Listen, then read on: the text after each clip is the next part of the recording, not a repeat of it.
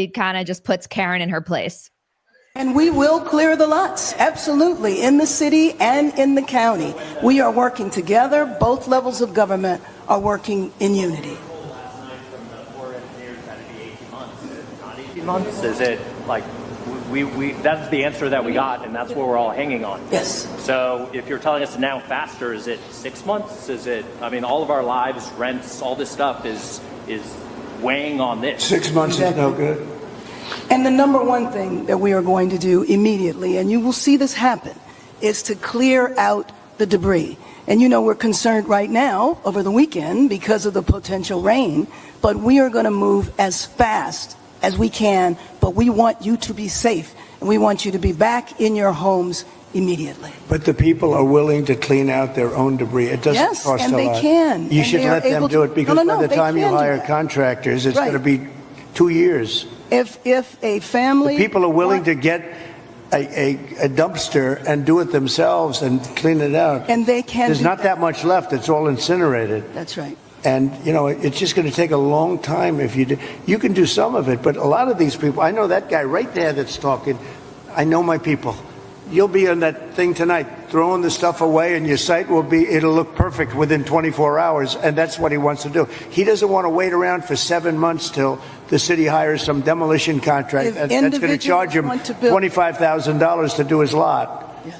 I think you have emergency powers just like I do, and I'm exercising my emergency powers. You have to exercise them also. I did exercise them. Because I looked, I mean, you have a very powerful emergency power, and you can do everything within 24 hours. Yes. And if individuals want to clear out their property, they can. I mean, she is completely cowering in front of him. That's at least what I see. She starts backpedaling like, yes, of course. No, they can clear it out if they can. And it's so true. Now we're talking about clearing out the debris when Trump said this to Gavin Newsom 2 years ago, okay? And they said this also prior to these fires, and now it's like, let's clear out the debris. And then Trump's like, there's not even debris left. It's all incinerated. I don't know, Dave, what do you guys think about the way she behaved in front of him? I think she acted extremely weak. I would say that what I always give Trump is charismatic. And Trump was comfortable. Trump was a business owner in real estate. And so I feel like he was in a more comfortable zone. And Karen Bass already looks bad. She already said that she was away in Africa in this situation. And what I always feel like with Trump is Trump like thumbs down and makes things very easy for the average person to understand. So I feel like both prior to Trump, I probably would have never paid attention to any of this news cycle stuff or even cared about it because it's so boring and they use terms that you can't even follow. So, like, Trump has that appeal where he connects with a common person. Yeah. Nora, what do you think that someone listening to Karen Bass say these things now feels when their house is burned down? Well, I would say you voted for a communist. She has ties to the Communist Party. She delivered a eulogy for a very high-ranking member of the communist movement. When Fidel Castro died in 2016, she tweeted out, El Commander-in-Chief, like there's a Spanish term. She has ties to communism. So this is what you voted for, folks. You voted for communism, government control, government telling you can't clear out your home, government telling you can't bring in your own private firefighter company to fight the fires that they should have prevented by having the brush cleared. So yeah, I mean, I would say you get what you voted for. California, you voted in a communist. Yep. Bulgar, where are you at with Karen Trump dynamic or anything on California? I don't think there was a dynamic. To be honest, I think she dropped the ball. She was in the wrong. She's already looking bad. And as Grace said, Trump knows how to simplify things.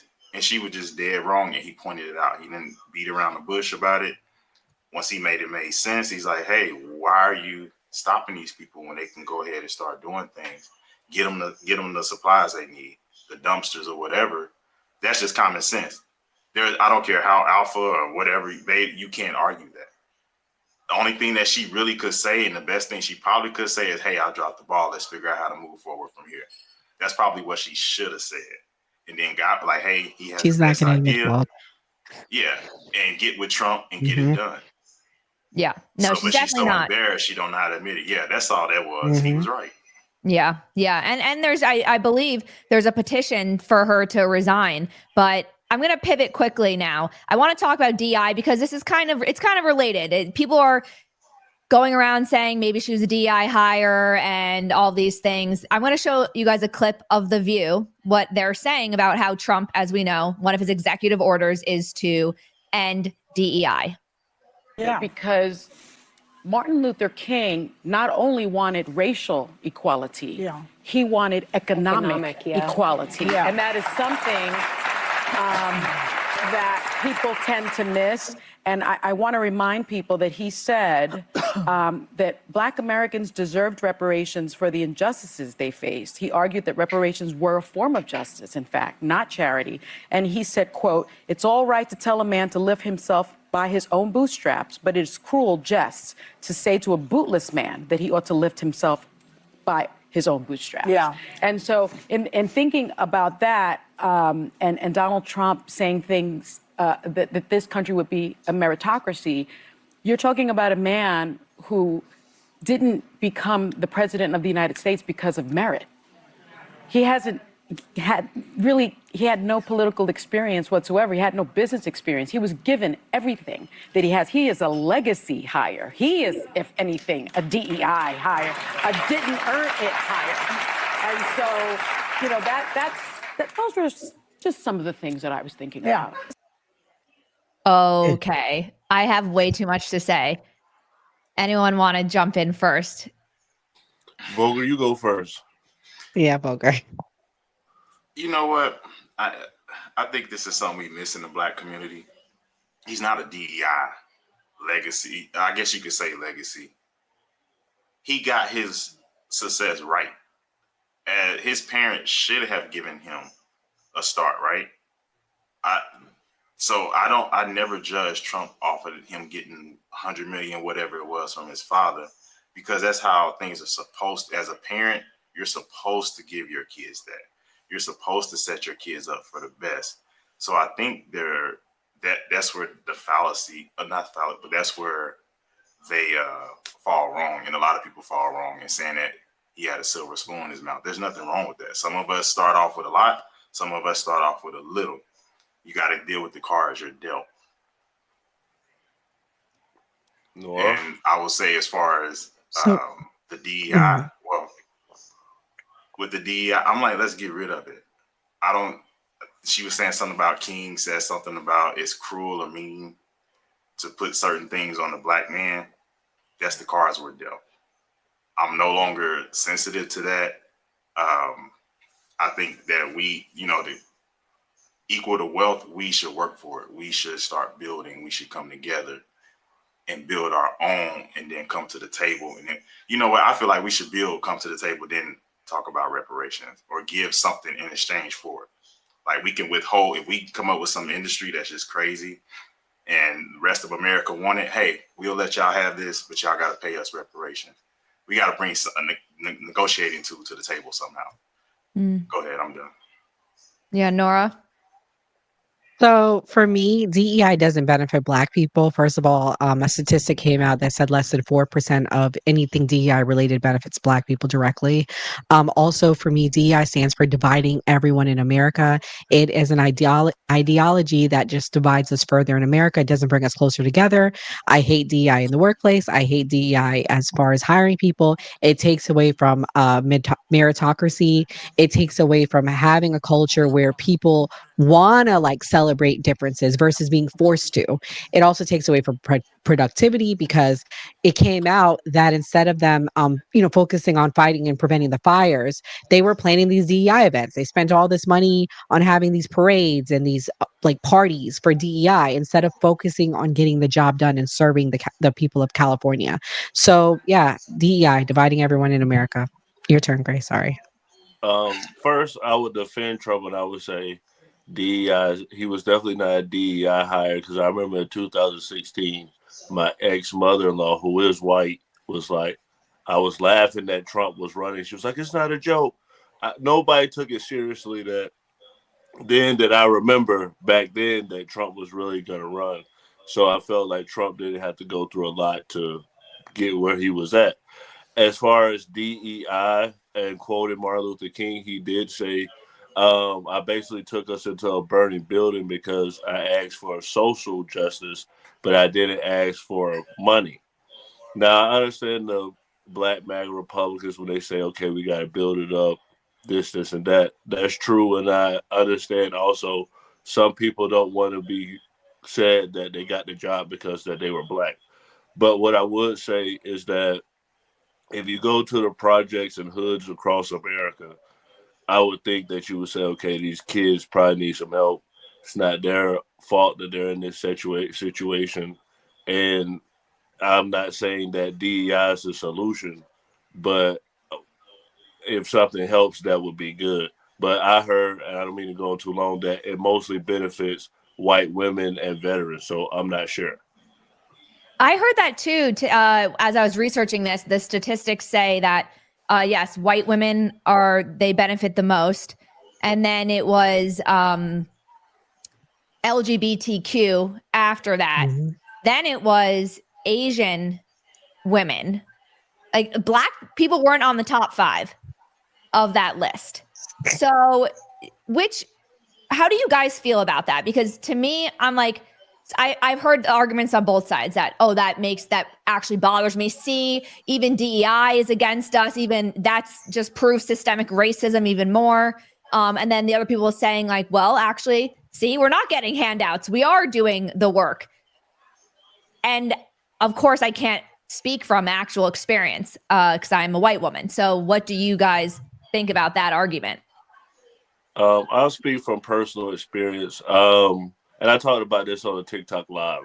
So me, I worked in finance software for a while. I was the only black person in the building. So I feel like people don't talk about the pros and the uncomfortability of it. In my building, I was everybody's best friend. It was literally a dentist. He would talk to anybody in my office, but he would just be like, oh, what? Call me by my first name. Where's Armante? Where's he at? This is that. So if there is a situation where people feel uncomfortable and they feel like they have to do stuff extra with you, or that it's uncomfortable for you, so they're walking on eggshells. But also, you will connect with people, and someone said to me, "Hey, Gray, you go drink some Hennessy this weekend and watch TV."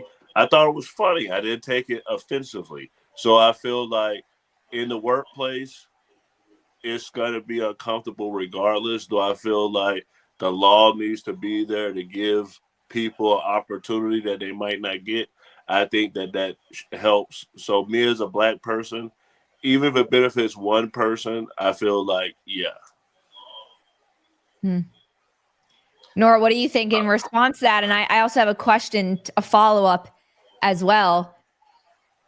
Do you guys take offense to when people comment on culture? Certain things you do take offense?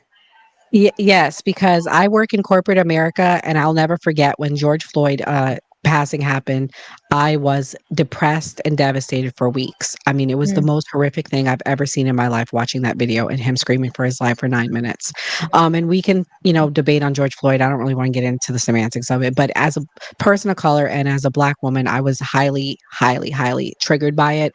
Having black children, you see things differently, especially having black, little boys. That's like your biggest fear, that happening to your son. In America, you have to have these uncomfortable conversations in the black community. But what happens when you get pulled over by the police? So anyways, fast forward. So let me relate it to DEI.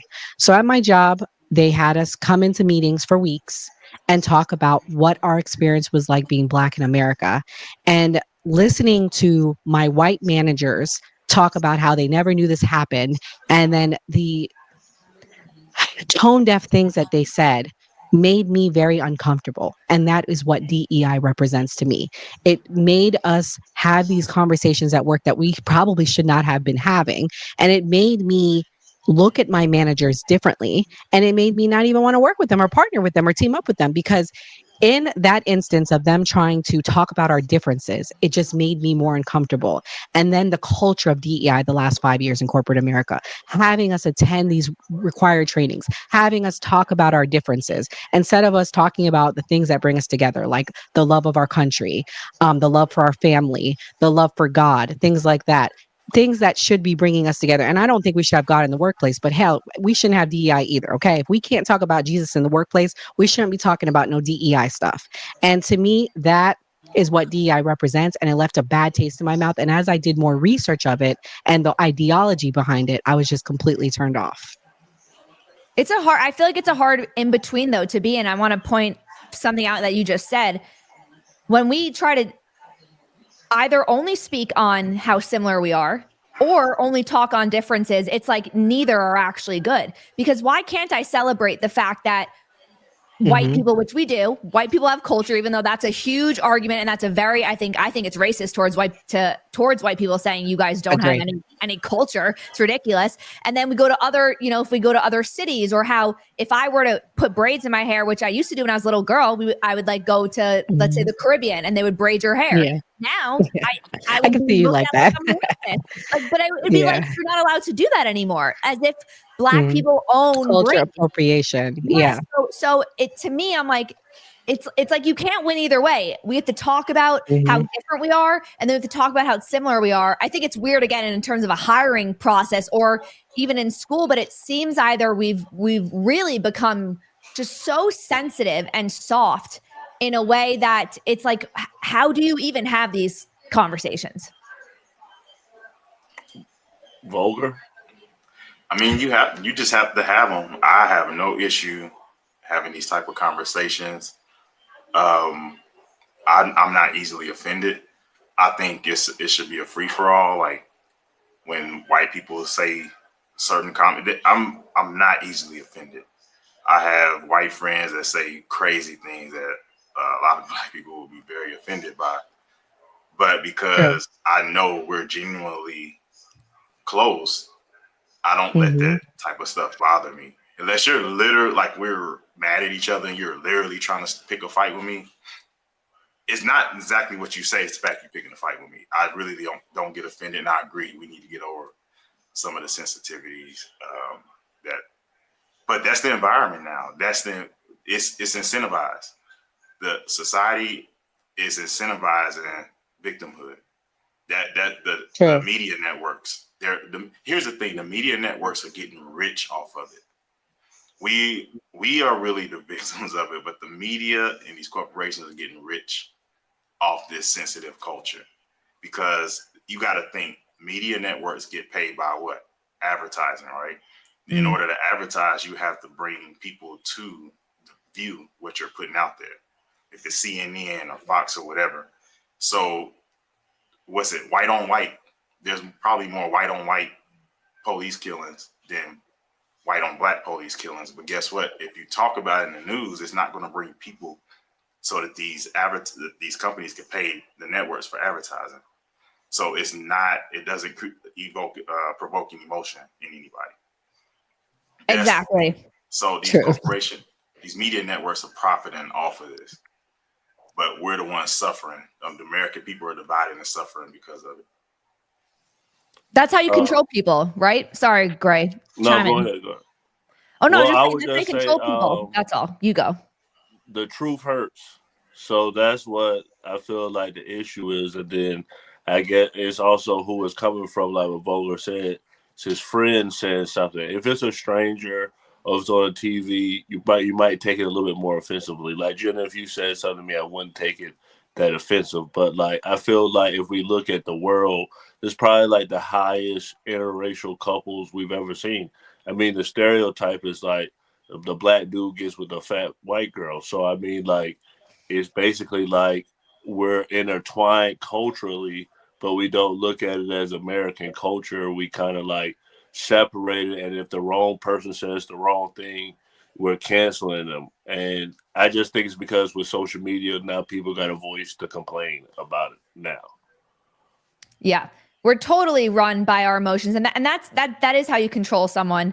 That is how you control people, which a few of us said, but that's with all of these psyops. And I think it's also, again, to Volger's point, actually, when you look at the statistics of Black people that have been shot by police, it's extremely low comparative to what people really think it is, right? And that's the issue, because then we create fear, and now there's this whole defund the police movement. And I don't know if you guys saw, BLM has now actually shown its face again. There was riots in New York today, actually. I don't know about if there was other cities, but they're coming out. It's like they were not seen for a while. Now they're coming out again. And I bring this up because this is the point of my next clip, which, Gray, it's kind of, I'm curious your expertise in the